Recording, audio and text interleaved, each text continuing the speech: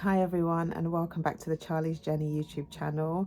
I'm Charlie. If you are new here, I hope you'll consider subscribing to my channel if you like my content, and to all my returning subscribers, thank you for your support as always. This video is based on a few comments that I've received, and I just thought it'd be good for us to just have a chat about it. So let's get straight into it. First things first, no offense, okay? No offense. I am going to be talking about how I used to think, and the comments that I've received recently have just reminded me of how I used to think. So no offense to anybody. I'm not calling anybody out or anything. I literally just want to discuss what I think is quite interesting. That's the first thing. My time as a JW meant that I was extensively trained on how to carry out their door knocking, preaching, Bible teaching work. I was trained how to interact with people, to be able to preach to them, get them to be interested in the JW religion. And something that I have now definitely noticed, I did notice it when I was part of the religion as well, so it's not like this is completely new. I definitely come to see it more now that I have left, and that is that I didn't listen. And I have noticed that that can be the case with other very devout evangelical Christians. Just saying. And why I say that effectively I didn't listen is because, like, I was taught how to converse with people to be able to overcome their objections. So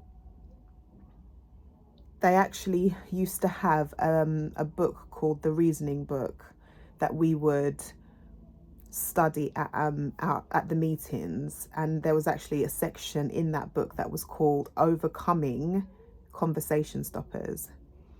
There was an actual section that was just dedicated to having pre-written responses to people saying no, that they weren't interested. That's what I mean about not listening, because when you're preaching to somebody or you're trying to offer somebody anything, when they say no, generally it's just no. Of course, when you're trying to sell something to someone for profit, then I get why you would try to overcome certain objections to try and sell whatever product it is that you're trying to sell to them. But when it comes to the Bible and religious beliefs and things like that, if somebody says no, really and truly, it's no, isn't it? But as I said, there was a whole section in this book that was dedicated to helping us to overcome people telling us no. So with that in mind, so we were taught to reason through any arguments that people might have, and we were given a list of different potential arguments that people might come with or objections that people might come with when we are preaching to them. We were just taught how to persist despite somebody telling us, no, I'm not interested. If they said no, we couldn't just say, oh, okay, then have a lovely day. Although I did do that sometimes, and I would always get into a bit of trouble for saying that because that wasn't the correct thing to say. But yeah, it would be, if somebody said no, it would be that we had to overcome them saying no. We would have to have a pre-thought out response in case they said no. The advice might be to ask a secondary question like, oh, why? Do you mind me asking, why is that the case, that you're not interested? Or is there a particular reason why? Or that kind of thing. We were taught how to do that. We were also taught to return, as in go and visit the person at their home again, if at all possible. In fact, it was if they showed the slightest bit of giving in to the persistence that we would show, that we were to see as interest, them showing any kind of interest, even though a lot of the time it was just people saying what they wanted us to hear so that we could get lost. As I said, any slight giving in or display of supposed interest, we were taught that we needed to go back to visit them to see if we could either leave them something, a bit of literature to read, or if it was to maybe share another scripture with them and try and just get more conversation going. But that's what we were taught to do. That led to me essentially not listening to people, not listening, not respecting people's decisions and people's wishes, that we didn't come back or that we didn't engage with conversation with them on their doorstep about religion. You know, it just boiled down to just not accepting that the person said it's not for them, or no, please don't.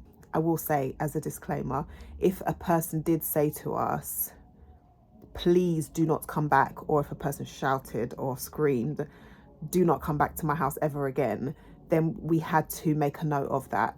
That is just a disclaimer. We didn't just go back, even if people told us no. If somebody expressly, but they had to expressly say that. If they just said, oh, not interested, we were still encouraged to go back maybe in a couple of weeks' time and see if maybe they've changed their mind, or if there's somebody else in the house who might be interested, etc., etc. I said it boils down to just basically not listening and not accepting. So I say all that to say that I'm glad now that I am an ex-witness, that I am more tolerant, understanding, and I listen now and I accept. I'm glad that I can be open-minded now and I can listen to understand. Listen to understand. At the end of the day, the beauty of life is the differences about us. We're not really all supposed to be thinking the same, liking the same, doing the same. Life would be pretty boring, and it's nice to learn about what someone else might believe, what someone else might value, or whatever it might be. It's nice to know that. It doesn't mean you have to do that. It doesn't mean that. It's just nice to appreciate people's differences and people's right to choose those differences. So essentially I'm just saying, let's all respect each other. I do get comments where devout, well-meaning, religious individuals will try to remind me that God still loves me, and that if I do want to ever turn to religion, that I shouldn't allow my experience with the JWs to put me off, etc., etc. And as I said, well-meaning, I don't take offense at anything like that at all. But when I do express that it's not for me and it never will be, it's a struggle for some people, I've noticed, to get their head around. And I don't know particularly what that's about, why it is that if somebody chooses not to be religious, it's almost like it's so unreal. Why is that so unbelievable? Yeah, why would that be so unbelievable that somebody has made the choice to not be religious? I respect the fact that there's millions of people out there that believe in God and choose to be part of an organized religion, choose to have a belief in something that I don't, or whatever it might be, and that's their choice. And as I said, I'm happy to hear about it. But there's a difference between having a belief and needing to persuade or force someone to accept that belief or take on that belief. There's a massive difference. And me personally, as I said, this is just about me because this is my channel. I personally don't share anything about my beliefs and my values unless I'm asked, because as I said, I respect everybody's right to believe what they want to believe, what they want to value. And of course, if somebody were to ask me out of genuine curiosity or as a way of understanding me or understanding where I'm coming from, then I'm more than happy to talk about it. But I'm not the sort of person that is like, oh, this is what I now believe. 4 years ago, when I stopped being a JW, I'm a different person and I have different beliefs and values and all the rest of it now. But as I said, I don't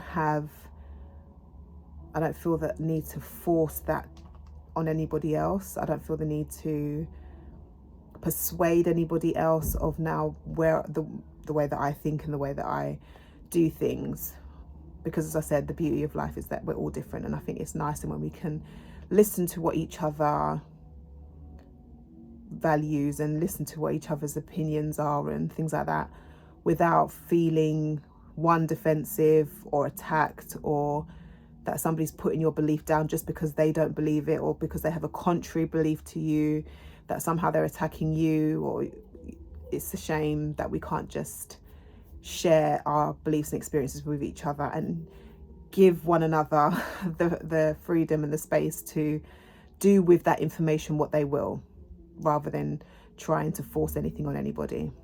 That's just my opinion. So guys, if you survived that, please like, comment and subscribe if you haven't already.